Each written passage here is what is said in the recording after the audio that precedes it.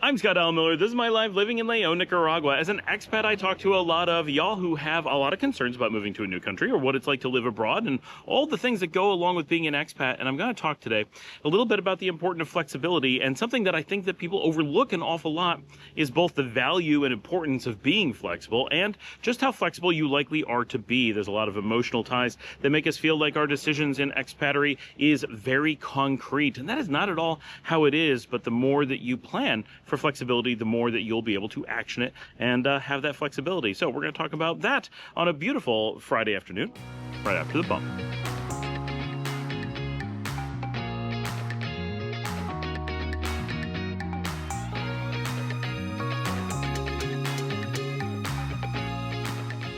Perfect time of day to come out and do a video because my computer is updating and rebooting, so I'm making maximum use of the time. And it is a beautiful day, although it is awfully warm today. People often ask how warm it is here in León, and the answer is it's very warm. Like, we're used to it. Yesterday we're like, this is a pretty cool day. It was 93, right? So that we are at the height of the heat, right? It's the first day. I'm recording this on the first day of August. Yesterday, when people were asking, it was the last day of July. That's a warm part of the year. So yeah, we're at our peak, but the cool days the rest of the year, it only goes down to about 89, right? Our variance of average days is very small, so we're very warm here. Something that people often move, find it to be overwhelming, and then after a while acclimate to, as we have, and then find it relatively comfortable. It's actually amazing being out here. I'm going to guess it's actually about 94, 95 today. It's noticeably warm for me, which generally means it's above 93. And it actually feels pretty comfortable. Right now, there's a beautiful breeze, so I actually feel really nice. But that took a while to get used to, right? But most people do acclimate to it over a period of time. It takes about 6 months, and your blood will start to change. Your body actually produces a slightly varied blood consistency that is better for warm or cool temperatures. This is something that many people living in temperate climates don't get to experience because the weather is changing too often, the climate changes too often for your body to truly adjust. So you're always feeling a little bit uncomfortable, and that's why we find spring and fall to be so amazing when we live in those areas, because we never quite get used to the cold of winter, so the warmth of spring makes us feel good. We never quite adapt to the heat of summer, so the cool of fall makes us feel good. We're always looking for that happy middle ground. It's not actually that those are the temperatures we would prefer. I think for most people, they would actually gravitate towards slightly warmer than that if they could get used to it all the time, but they simply can't, and so we're less able to adapt our environments for the warmer temperatures. It's easier to adjust for the cold, so we tend, I think, just a little bit above the average of spring or fall is where we often would feel the best. Living here in the tropics, we've gotten used to the high temperatures, and yeah, I definitely prefer cooler days. 89 is much nicer than 93, but I'm not looking for days in their 70s. I'm not looking for those temperatures that I'm used to from back home. I really do enjoy living in a place that's quite warm most of the time, and it feels great. It's great for your body. It's great for going out and doing things that dogs love, being able to come out and run around. That is my noisy truck pulling in. But that is one of those things that being a little bit flexible is it gives you the opportunity. I was leading into something here, right? Is that it gives you an opportunity to move to a place like León, which is such a warm city. And I generally warn people from jumping to a León, a Chinandega, a Panama City, a Merida, Mexico, as a starting point, unless you're moving from a really hot place, right? You're coming from, the desert in Arizona. You're coming from South Florida. Okay, you might be able to jump into these places, especially if you move during the summer. But in general, if you're coming from most of North America, especially those Canadians, right? If you're coming to move down here, a lot of people are like, I can't take winter anymore. It's so cold. Let's move. Let's go as warm as we can get. And then you come to someplace like León and realize, what have I done? Right? And that's real. So we generally don't recommend that people jump straight into these kinds of places. And even if you're jumping into a less dramatically warm place, we still say you need to give yourself at least 6 months. Wait 6 months and then reevaluate. And don't try to evaluate based on your memory of the last 6 months. Based on do your evaluation based on how you feel right now, because you are likely to feel much better on that day than you have for the last 6 months. So you really need to fight through that adjustment period and then see how it works for you. But importantly, not everyone can predict how they're going to be. For me, I had a lot of worries about this particular one. I knew from having lived in Nicaragua previously, in Granada, that the heat was brutal, and we did feel that Granada held on to the heat in a way we didn't like. We were hopeful that León was going to be a little bit better, but when we first moved, I really did think that León was going to be noticeably warmer. It is not. It is actually actually, like, if you have a thermometer, it says it's warmer, but the feels like, I feel consistently, feels a little bit cooler or about the same. And we've learned to live in the outskirts of the city. We're in the barrio, and we get a lot more breeze here. We don't have as much concrete to hold the temperature, so we've done some adjusting. But we had to be ready. We're going to move here. We're going to test it out and see if we could take the temperatures, plus wondering if we would prefer the culture in the city and other things like that. But we really didn't know what we were going to necessarily get into. And we'd lived in Nicaragua previously, but moving to the specific town that we did, we were concerned, of course. And but we knew we could move, we could put in some time, and that we had flexibility. We could always move on somewhere else. And that's really what I wanted to talk to you guys about today, is the importance of this flexibility. So often, and there are exceptions, there are people who really have a need or just are going to make a one-time decision. They have one chance, that's what they're going to make. Whether it's a financial thing, you just have no financial resources to change a decision. You are in later retirement, and just you need to find a place to kind of settle down, and you're not going to be able to move again. Not very ambulatory. That exists as a challenge, and I totally understand that. But for the majority of people who are moving to a new country, so often the concerns, especially the concerns of people who are looking at moving for the majority of their lives, right? They're not retired. They're not settling down. They may be looking at investing. They may be looking at raising kids. They may be looking at trying to find a job. They may be looking at spending the bulk of their lives in a new country, as we are. That means that we have a lot more concerns about that country. Both, we have more things that affect us, right? What's the opportunity for our kids? That's a long-term thing we have to think about. What are the job possibilities? Those are things we have to think about. Or if you're retired, those things mostly go away.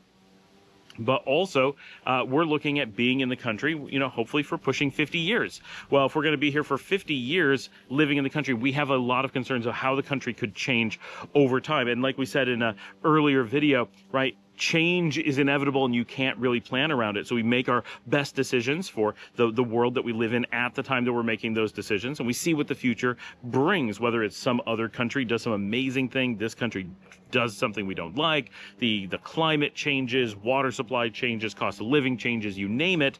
We may end up going, oh, this isn't the right country for us anymore. We want to move.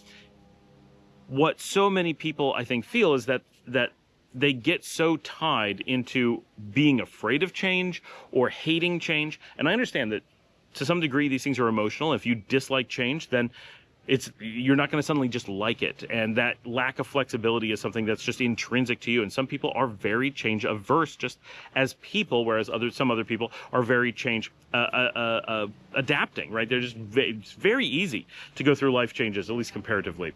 And so those are things to think about. But so many people approach being an expat as this immutable force. Well, I'm going to make this choice, and I got to get it right. And of course, you want to do the best you can to get it as right as possible, certainly. But you don't have to, 99% of the time, get it right. You just have to do the best job that you can and course correct over time. And so, yeah, we moved to Nicaragua. Turned out to be the right choice, right? This has worked out for us for quite some time. So for us, we've been very lucky to be in a place for 5 years and say, wow, we still would make the same decision again today that we would have made 5 years ago, made 6 years ago. Really, it's been 6 years since we made the decision now. Like, that's fantastic, right? We made the decision. We first visited in 2015, and we had made the decision that this is our permanent home by 2019, right? So it was actually a pretty small window. It's just 4 years of decision making. We had businesses here that whole time. And so we've really been knowing that this was our long-term home for 6 years now. And but that's fortunate, right? That is not the norm. Chances are you're going to move to a new country. You may love it, you may hate it, but the chances that it's going to, after a long period of time, still be, this is definitely where I want to be, it's going to start, being less likely. It could be, but it'll be less likely, whether the country changes or your needs changes or you discover other things. Now, it may be that you discover that you move to Chile and you really decide, well, Argentina would be better for you, but the difference is negligible. It may not be worth the move. You made the commitment, stick it out. You've already gone through the pain of the move. Sure, but what if you then decide, well, no, it's dramatic. We completely picked the wrong spot. We need to be in Cambodia. That's the right place for us, right? Well, then make the change, pack up and move again. Moving and changing that it sounds scary. It feels scary. It feels like a really big thing, and it is a big thing in your life, but it's not a permanent decision. right? We equate this in our minds, at least, right? Along with having kids, getting married, going to university. These are big decisions you can't reverse, right? Those things are permanent or life goal changing, right? Everything changes with those giant decisions. But when you talk about decisions like where I'm going to live, that's not that much different than the decision of where you're going to go on vacation. It's not a small decision. It's not a trivial decision, but it is not the biggest decision in your life or anything close to it, right? It is not a permanent decision. It is a decision you can change at any moment. And when we think in terms of being continuous travelers, people who travel all the time, for example, I'm going to go backpack Europe for the next year. Wow, that sounds like a lot of fun. Everybody says that's a lot of fun, and no one says what places you're going to go, that's, the biggest decision of your life. No, it's nothing like that, right? You're on vacation, you might as well not even plan. I know some people love to plan, some people hate to plan. I'm on a hate side, right? So if I'm going to go do that, and I have, right, I'm just going to show up on the nearest port, I'm going to fly into Lisbon and be like, put me on a train, guys. Let's see where this goes, right? I don't need a plan. I don't need a schedule. I don't need to know what I'm going to do. Maybe I've got one or two things I definitely got to go see. Great, give myself a goal, but in between now and then, go where the wind takes me, right? That's exciting. And if you were doing that, if you were talking about someone doing that, you wouldn't have this feeling of being locked in, of being trapped, of having no way to adjust as you go. You'd be like, oh, we showed up in Paris and decided, whoa, this costs too much. I don't like amazing cookies every day. I can't do this cheese and bread for breakfast. I need to move on. All right, great. No harm, no foul. Hop the train, move on to the next place. We know when you're traveling by backpack and just being a backpacker, that the place that you choose to go has no overhead or essentially none. You got to be there for the night. Hop the train, hop a plane, hitchhike, whatever, move on to the next place. There's no lock-in. The cost of change is essentially zero. When we're relocating, we take that same action and call it relocating and treat it as a different mental exercise. Well, this is my home now. Suddenly we take what is essentially the same activity and we typically turn it into this concrete decision where we have to tell everyone where we now live. Why? And we have to become a resident of that place. Sometimes, but often, why? Or maybe not right away, or maybe did something to consider.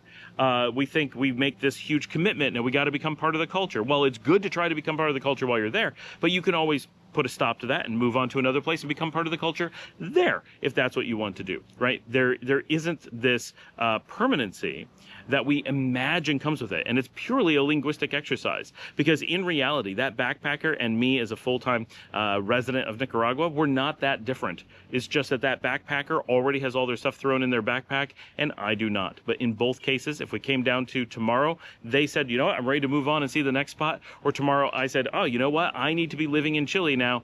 I can just throw all my stuff in my luggage, hop on a plane, and yes, they can move faster because they're one person with a backpack, and yeah, I got to move my pets and my kids, and I got more things to deal with. I've got cars to sell. Some of those things do lock you in, but you don't have to do those things, right? Or you don't have to do them right away. When you move to a new country, most people jump towards permanence. They feel like they're adrift in life, and so they do things to lock themselves in. Well, don't do those things if you have concerns. Now, I want to be clear. Some people fear the decision that they're making.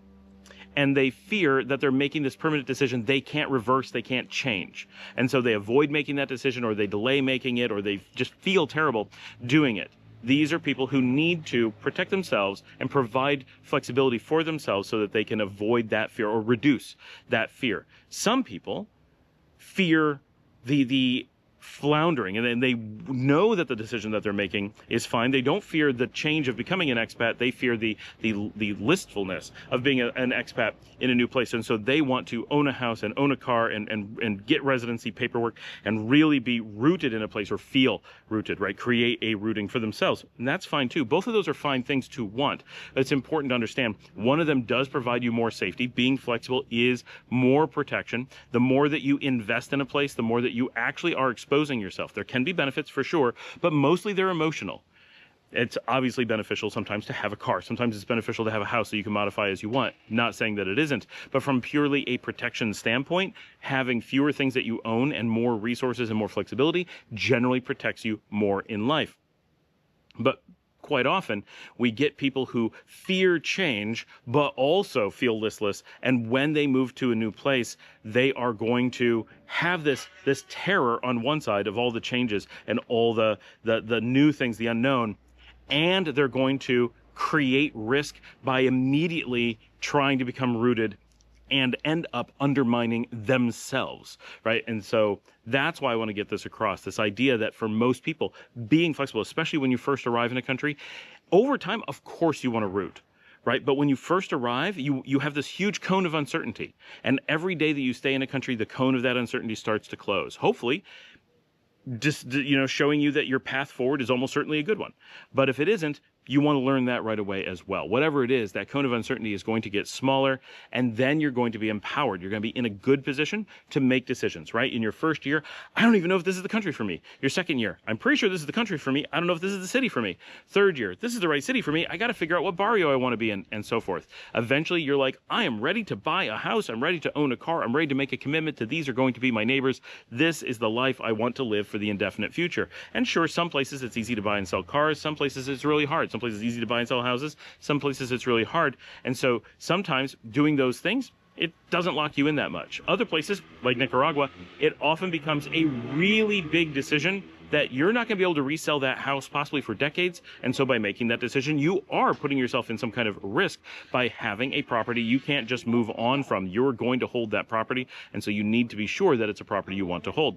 Understanding flexibility and understanding that you have flexibility is a very important mental space for being able to handle being an expat and moving to a new country. The idea that at any moment it is actually very easy and completely accessible to you to simply pack up and move again. Yeah, it might be an effort. It might be a very annoying day or a couple of days. It may lead to another, oh, I don't know what's going to happen. It may lead to more feeling like you are adrift in the universe. Yes, these things are risks that come with it, but these are not the big risks. The kinds of things that people are fearful of or imagine that they're fearful of. In many cases, when people are fearful of the lack of flexibility, they aren't actually able to articulate exactly what they're afraid of because they actually don't have specific fears. It's just the idea of, and this is a human thing, right? I'm not going after any particular people. When we're talking about stuff like this, right? People are afraid of change. People are afraid of big decisions. People are afraid of going into unknown situations and who knows what's going to happen. And we naturally feel like this kind of decision, when we talk about it with other people, it feels so huge. You hear from friends, you hear, I got a neighbor who one time they moved to Brazil. You're like, whoa, imagine moving to Brazil. And yeah, that is a big decision. And, it's certainly interesting and very different. And you don't know many people who did that. But the reality is, if you were them and you moved to Brazil, you made that decision, well, I can make that decision in a weekend, show up the next day or just get a visa and be there in a couple of days and live until I feel like not living there anymore, right? It's not actually that big of a decision in most cases. It feels so big. We just imagine it being this massive thing, but we're imagining getting a job in that place. We're imagining buying a house. We're imagining having kids, getting married, having a career, learning the language, all these things that you may want to do in a new place, of course. But those are separate decisions. Those are different parts of life. They are not part of choosing to move to a new country. And we just imagine this huge amount of life baggage combined with this thing that's actually far more similar to where I'm going to go vacation tomorrow rather than where the rest of my life has to be spent, right? We don't think of, I'm going on vacation tomorrow, I'm heading out to Paris for the weekend, or I'm going to go spend a week in Madrid. You don't say, whoa, that's now a part of your life for the rest of your life. No, you're like, that sounds like a fun week. I hope you hit some museums. I hope you get some good food, right? Like that's the kind of stuff you think of. But when someone moves somewhere, we act like, and now your life is there. And maybe it is. But it isn't necessarily that their life remains in Paris, in Madrid, is a decision that they keep making every day. And maybe that's the takeaway. Every day we make the decision of where we're going to live within reason, right? We can't just say, well, I'm going to move to Russia and just move there tomorrow. Most of us don't have that option. But we could say, I'm going to move there within the next month and make it happen if that's really something you wanted to do. So we're not saying it's literally a 24-hour decision, but it's roughly every time you wake up, you make the decision, wow, I'm in the place that makes sense for me now, right? Maybe it makes sense for you because your family's there. Maybe it makes sense for you because you're already there and you just don't have a better place to move to.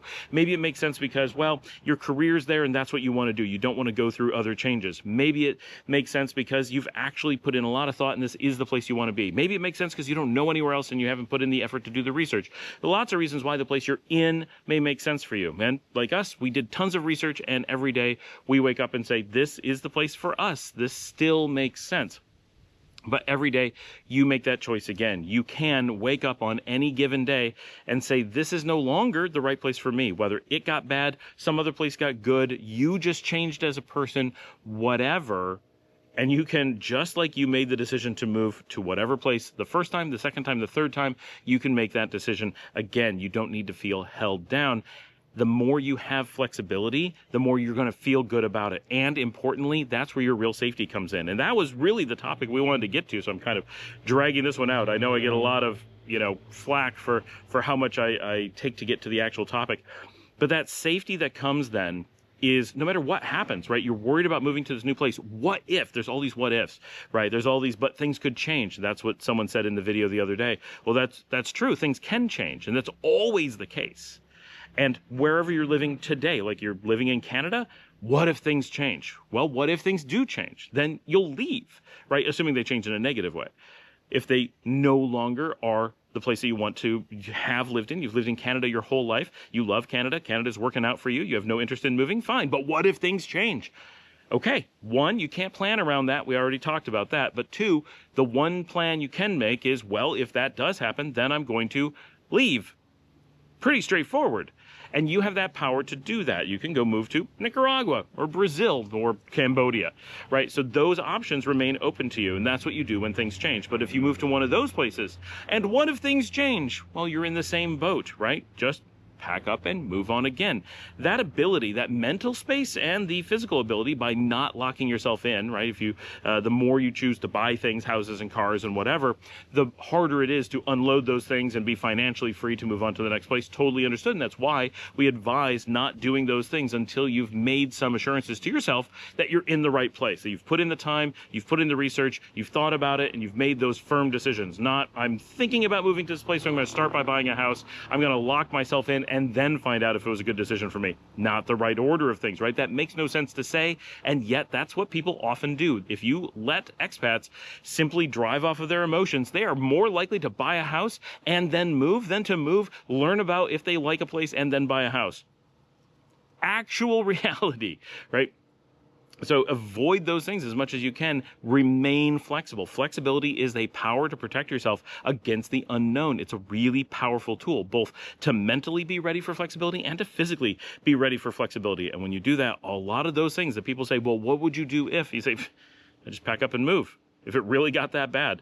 And that often takes a lot. Like there's the argument of, are these things you're describing really so bad that I would bother to move? In many cases, no, right? What if it got more expensive? So, what if the weather changed? So, what if blah, blah, blah?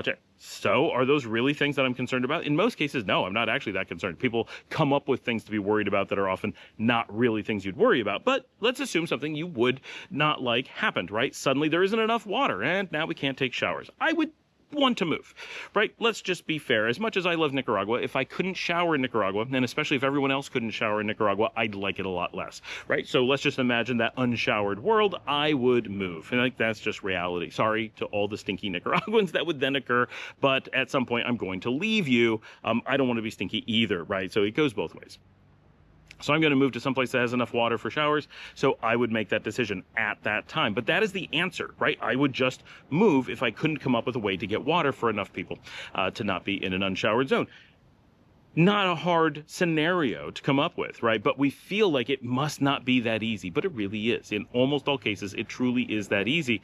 And so knowing and being prepared for some flexibility suddenly eliminates most of those barriers that keep us from going out and becoming expats and exploring the world, right? And suddenly it becomes a, wait a minute, maybe the thing that's best for you, the safest thing that you can do, safest being that protects you from bad decisions and doing the wrong thing for your family and not seeing the world and not living the life you want to live or whatever, is maybe the best way to combat that is to just pack up and move.